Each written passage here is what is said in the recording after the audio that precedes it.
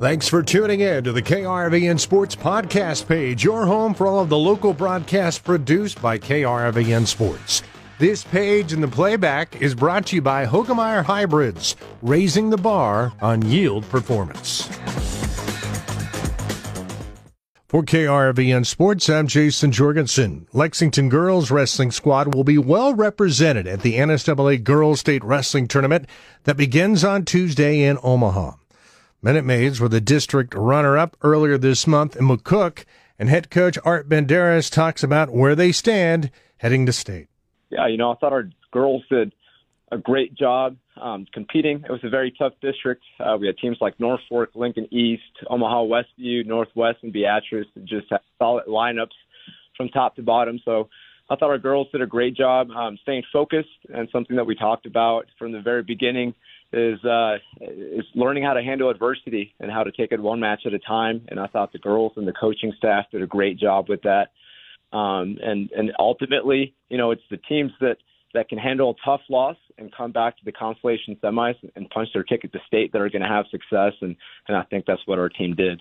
I saw your post online. You've had such a wonderful season with the ladies. I can tell you were happy for 8, but you certainly would have liked to see a few more. Yeah, we got banged up on the back half of the schedule. We had Natalie Ramirez, Giselle Maravilla, Aubrey Ackerson, Emily Bueno, Ruby Salacha that suffered some injuries that were great assets to our team, phenomenal girls, great wrestlers that were a little banged up or didn't get to compete at all. So you feel for those girls, but at the same time, how awesome that they stepped up and some of them wrestled anyway, knowing what they were getting themselves into. And I felt bad for the girls that didn't get to end their season with us, but they're great teammates and they were there with us and cheering on their replacements, and some of those girls ended up qualifying for state. So I thought that was awesome. What's kind of your thoughts heading into this week? Well, what are your goals at the state meet? Yeah, some of these girls have been there and they're hungry and they're ready to go back. And the girls that are new to it, they're hungry too. And we've got a young team. We don't have any seniors on our roster. And we've been, preparing for this and they're ready to compete. They're ready to put their best foot forward. And, I'm really excited to go on that ride with them. And we'll see what happens. What's your thoughts on how the state has kind of redone the state tournament now? 2 classes and the girls get their own 2 days.